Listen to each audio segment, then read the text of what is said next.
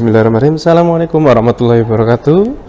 Kita lanjutkan materi kita. Kali ini kita masuk ke subbab induksi elektromagnetik bagian 2. Oke, tujuan pembelajaran kita adalah setelah mempelajari ini, kamu diharapkan memiliki kemampuan mulai dari memahami flux, hukum Faraday, GGL, hukum Lenz, prinsip induktansi, memahami tentang transformator dan karakteristiknya, dan juga menerapkan konsep induksi elektromagnetik dalam kehidupan sehari-hari. Jadi, sebagaimana kita ketahui bahwa sebelumnya kita sudah pernah belajar tentang flux ya, dan juga beserta contoh soalnya. Kali ini kita akan melanjutkan induksi elektromagnetik bagian 2 seperti itu. Nah di sini sudah Abi tandai atau Mister tandai beberapa rumus-rumus penting pada induktansi diri. Yang pertama adalah ini adalah epsilon atau membacanya adalah GGL, di mana GGL itu adalah gaya gerak listrik. Nah, gaya gerak listrik dalam suatu kumparan yang dibolak-balikan masuk magnet itu adalah rumusnya seperti ini ya. Jadi L ini adalah induktansi dirinya, delta I adalah perubahan arus, delta T adalah perubahan waktu. Nah, selanjutnya juga bisa GGL itu adalah lilitan ya. Jadi jumlah lilitan, N ini adalah nominal dari lilitannya, dikali dengan delta flux ya, dibagi selang waktunya. Jadi delta flux di sini dilambangkan dengan seperti ini ya. Nah, ini atau juga ada dalam buku atau guru yang mengajarkan bentuknya seperti ini, boleh juga. Yang berikutnya adalah nilai daripada induktansi diri. Berarti kalau kita konversikan atau kita ubah induktansi dirinya, itu bisa juga dicari dengan lilitan dikali flux ya, dibagi arus. Nah, nilai arus. Dan ini terakhir ya, energi pandai induktor. Jadi energi pandai induktor itu adalah W ya, yaitu sama dengan setengah dikali besar induktansi diri dikali arus yang mengalir dikuadratkan. Jadi setengah LI kuadrat. Nah, ini agak-agak mirip bentukannya seperti konversi energi kinetik ya, setengah MV kuadrat yang pernah kamu pelajari pertama kali pada saat kelas 8 SMP. Berikutnya kita lihat di sini.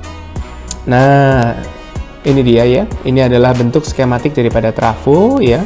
Ini skematik trafonya seperti ini. Nah, dalam kehidupan sehari-hari bentuk realnya seperti ini ya.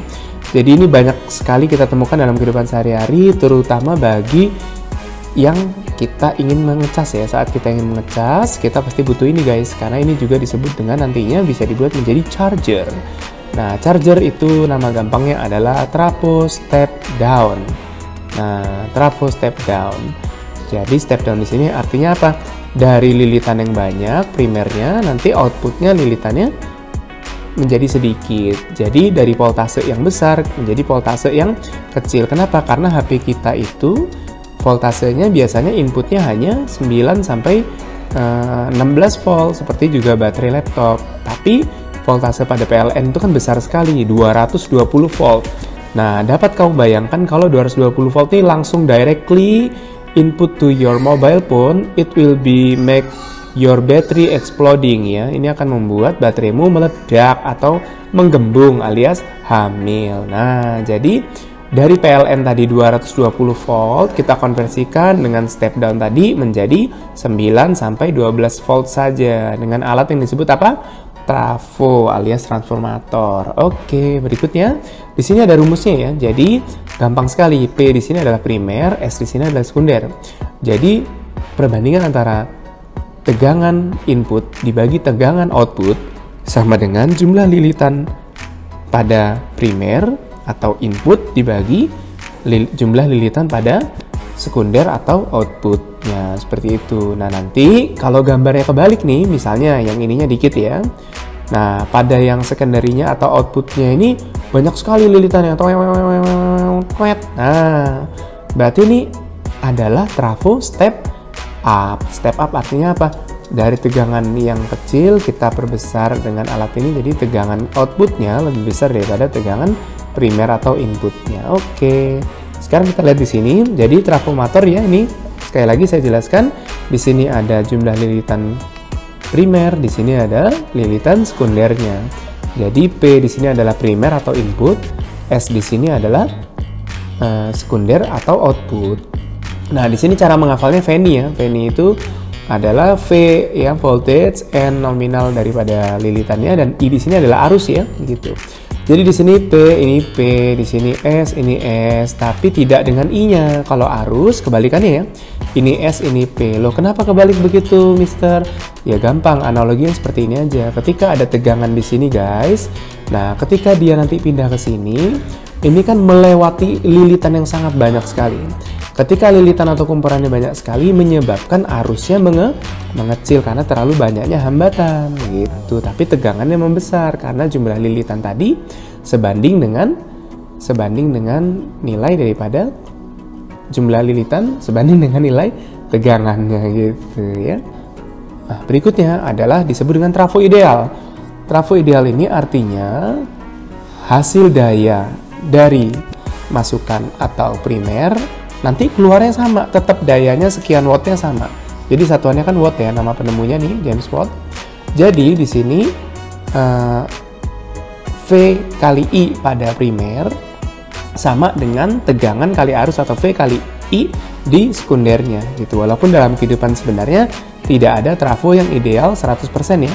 Pasti dia outputnya itu kurang dari 100%. Karena ada energi yang terdisipasi untuk yang lain, alias ada yang hilang berubah menjadi energi panas dan lain sebagainya. Oke, jadi trafo ideal lambangnya seperti ini ya. Trafo ideal ada lambang etanya. Nah, ini adalah eta atau disebut dengan efisiensi ya adik-adik. Jadi efisiensi ini adalah kehebatan daripada mesin tersebut. Jadi efisiensi ini persentase kehebatan suatu mesin itu sama dikali dengan daya primernya akan sama dengan hasil daya sekundernya. Jadi nggak mungkin nilai PS itu 100% ya, karena nilai efisiensi mesinnya kan pasti di bawah 100%. Tapi kalau trafo ideal seperti ini gitu, 100%. Oke, berikutnya adalah penerapan induksi elektromagnetik dalam kehidupan sehari-hari. Dalam kehidupan sehari-hari, banyak alat-alat listrik yang bekerja menggunakan prinsip induksi elektromagnetik. Jadi kalau yang kita kenal tadi sebelumnya adalah generator dan transformator, ada lagi loh yang lain-lain, yaitu pertama adalah mikrofon, yang kedua adalah alat gesek kartu kredit, berikutnya adalah generator listrik, yang ketiga adalah seismograf. Oke, berikutnya kita ke contoh soal. Oke, perhatikan ini di contoh soal ya, kita bisa lihat sebuah solenoida mempunyai induktansi diri itu 500 mH.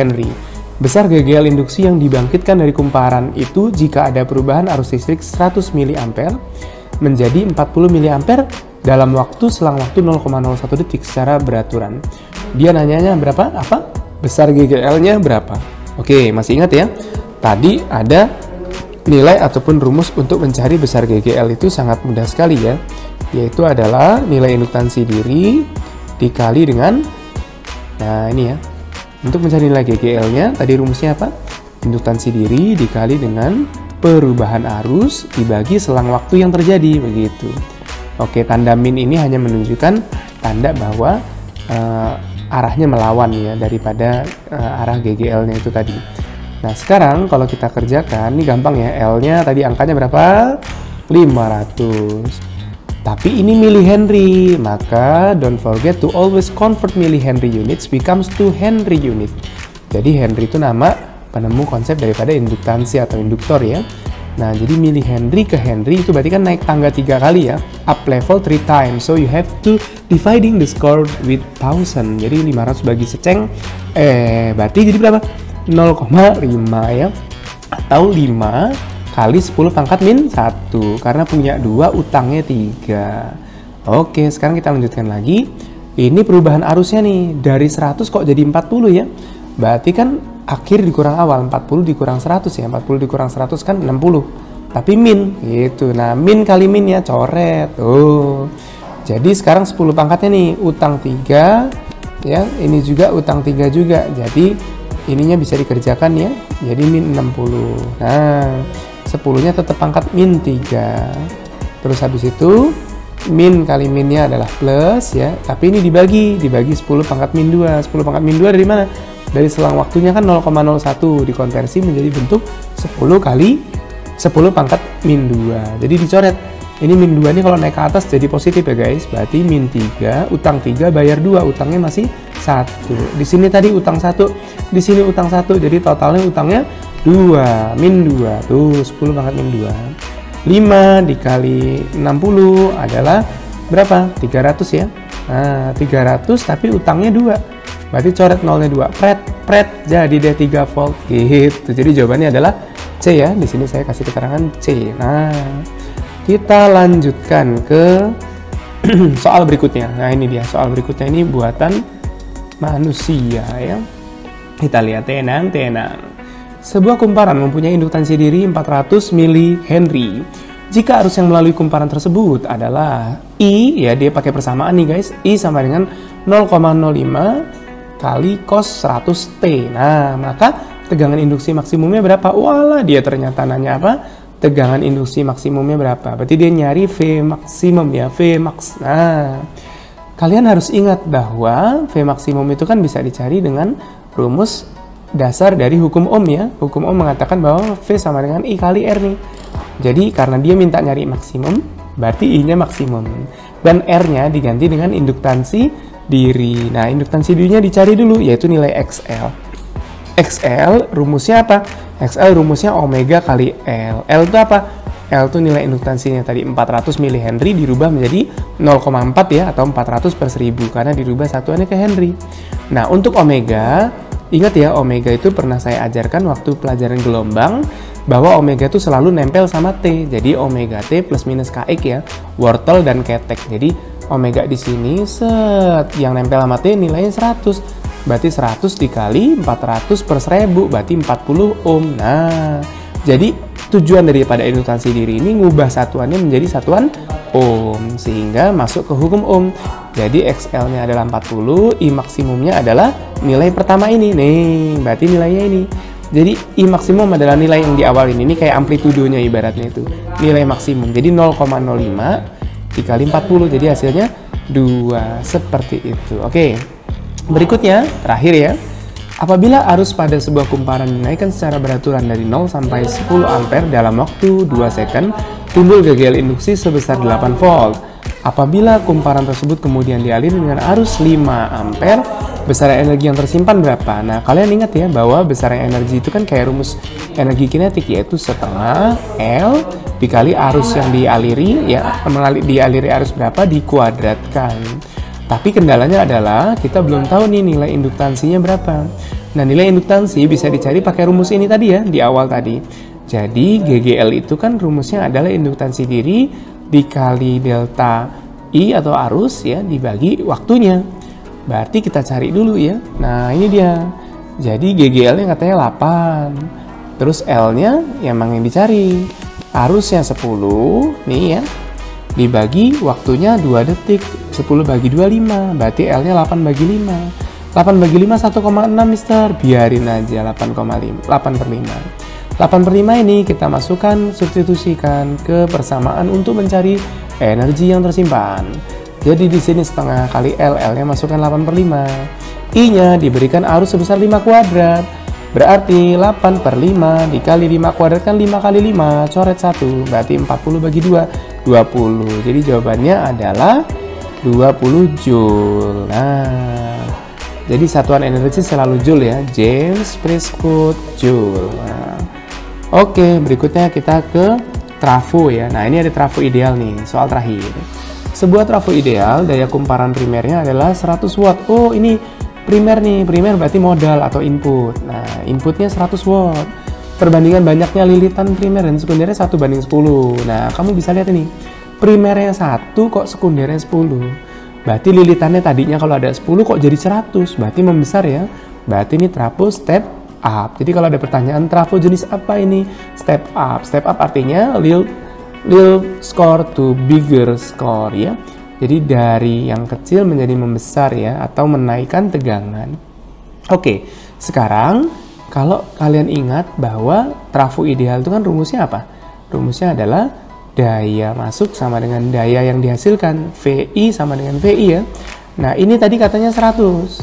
Gitu. Nah, terus habis itu di sini kalian bisa lihat Yang belum ada nilai apa? Nilai VS-nya. Karena yang ditanya kan besar arus pada kumparan sekunder. Berarti yang ditanya itu IS. Nah, IS-nya harus kamu cari. Caranya gimana? Caranya 100 ini dibagi VS. VS-nya belum ada. VS dicari menggunakan rumus apa? Menggunakan rumus ini dia. Nah, pakai rumus persamaan VN tadi itu ya. Jadi VS per VP sama dengan NS per NP. Sehingga masukkan VS-nya berapa, VP-nya 20, NS-nya kan 10 ya. NS itu yang ini ya, perbandingannya, sedangkan yang NP itu 1. Jadi 20 kali silang dengan 10, 200. Masuk ke sini 200. Jadi 100 dibagi 200, setengah. Jadi jawabannya adalah A, 0,5 ampere. Nah, seperti itu ya. Jadi kita akhiri dengan baca lafaz hamdalah, alhamdulillahirabbil. Segala sesuatu yang salah datangnya dari Mister yang benar dari Allah. Assalamualaikum warahmatullahi wabarakatuh.